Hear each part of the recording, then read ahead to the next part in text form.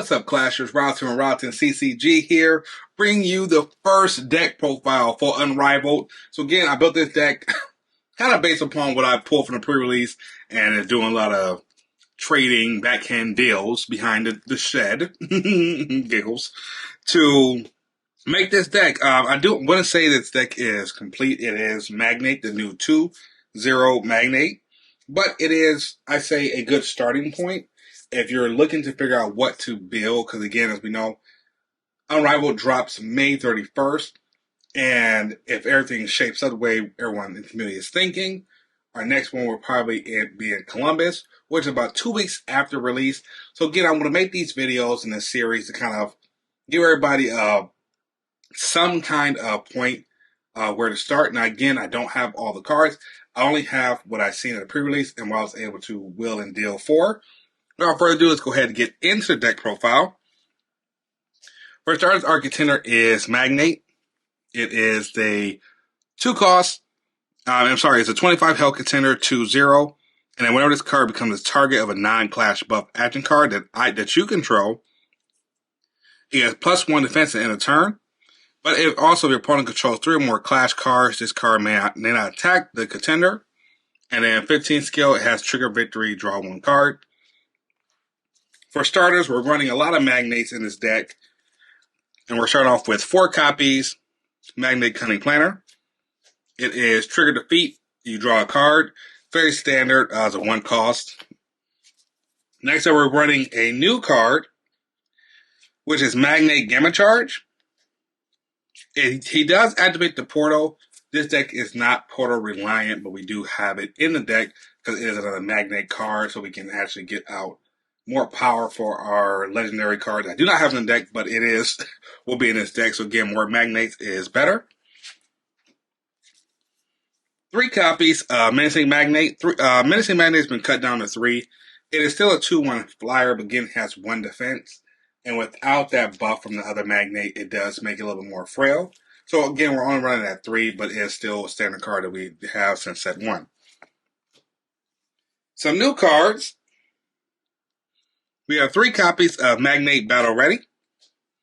It is a 3-cost 2-4 and trigger victory when you defeat a clash card. You can reveal the top card of your deck. If it is an active card, you can put it into your hand. So it's very, very good. But again, I use it more for that 4 defense at 3. And we can finally run Magnate Wherever You Might. We run it at 3. If you have 4 Magnates out, again, that's why we want so many Magnates. You guys can play this card for free and then draw. When you're on New York City, it is a 6-2 flyer. So it makes it very, very strong for a card you can get out for free. So we're running at 3 copies because we don't want to get clogged down in the hand. Same reason why we're also running 3 copies of Magnate Tyrant. Magnate comes in, gets rid of something, Sentry Zone, has 5-3 with Flight. Again, on New York City, it is a 7-3. Very standard of what we've seen before, but again, this is a card that I probably will cut down, run these at 2-2, and that's just because I would like to run 4 copies of the new Magnate, which is the Adversary. And this one has Undisputed 2-2, 5 costs. But then during your turn, for every card that you have that's on the field, each clash card, it gets +1 attack. Then on your opponent's turn, it gets +1 to its defense. So again, on your turn, it has Undisputed, so it won't be defeated with that 2. But then on your opponent's turn, it gets that real big buff to its defense.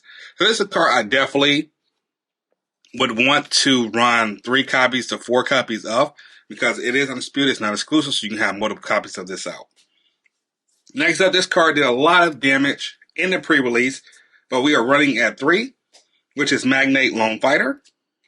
It is a 6-cost 4-4 with Flight, but if it's the only Magnate out, it does become 8-8. On New York City, it is a 10. If you buff it, it's 12. This is one card that I do feel will not make it into the final build. I do like that it is a 6-cost Flight, but I'd rather put things in like Coggin. And also make more room for the other Magnate cards in the deck. And then for now, until we get the Legendary, we're running 2 copies of Magnate Undisputed. It has All Factor, which -2 from attacks. And then you have multiple Magnates out. It reduces it by 1. It has 7/6 and has Undisputed as well. So again, this is a card that we're taking out for the legendary. That's it with the Clash. Now on to the basic actions, which makes the deck run. Excuse me. We're running 4 copies of Evil Expedition. Evil Expedition is a 0 cost. You target your contender, and then once it attacks, you build the top card of your deck. If it is an action card, you put it in your hand. If not, you can put it in the bottom of the deck. The cool thing about this card, it can search out Clash buffs because it says it searches out actions. And as we know, Clash buffs are action cards. So this is a really cool way to get out Clash buffs into your hand. And it's a 0 cost. You don't have to pay anything to get that action buff as well. Speaking of actions, we do run 4 copies of Magnate Gamma Spear. Magnate Gamma Spear, you can target a Magnate contender and or a Clash card, give a +1, and then draw a card, which again will then make your contender a 3/1, and you can draw a card for this as well. 2 copies of Gamma Vice. Gamma Vice is kind of a tech card that I'm trying out right now. So Gamma Vice, to end turn, Magnate Clash card, so it does not target the contender. That card deals Clash damage to contender. That contender controller reveals their hand. And you may choose a non-Clash card permanent and then banish that card. So just some removal that you can have at your disposal. And then we can, play around with that a lot. I don't really like it because it does not target the contender. But being able to rip cards out of your opponent's hand and banish it for 1 is not bad either. Next up, we're running 4 copies of Diabolical Plan. Diabolical Plan, you can target Magnate Clash card or contender and give it +2. And that card deals any damage to a contender and or Clash card. You get to draw a card. So again, it makes your Magnate contender 4/1 when you play it. I would say this is probably a card that will stay because it's so quick out to get out on your turn 2. Next up, we have I Am Unstoppable. I only have 2 copies of this card, but it's another card that will go to 4. So it's something that I probably would switch out in place of Gamma Vice to have 4 copies of that. Because this one gives your contender +1 attack, and it gets +1 defense, and then whenever it attacks, you draw a card. Onto our Clash grounds, we run 2 copies of Rainforest. Just to kind of filter our deck and filter out any extra basic we don't need to get some Clash cards that we do. And then last but not least, we run 3 copies of New York City. And New York City just buffs up all our cards, get +2 in flight.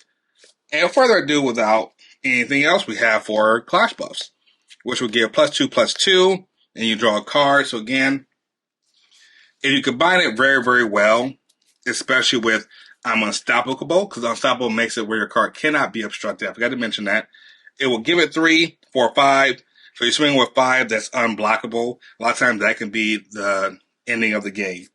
So let me know down in the comment section down below, how are you liking this Magnate deck? Do you feel like mono green is the best way to go for this deck, or are you thinking about putting something else into it? And again, this has been Ryotin. Catch you in the next one. I step into the ring, ready for the fight. With a hunger in my eyes, I'm taking flight. I walk with confidence, I wear the crown. Ain't no one gonna knock me down.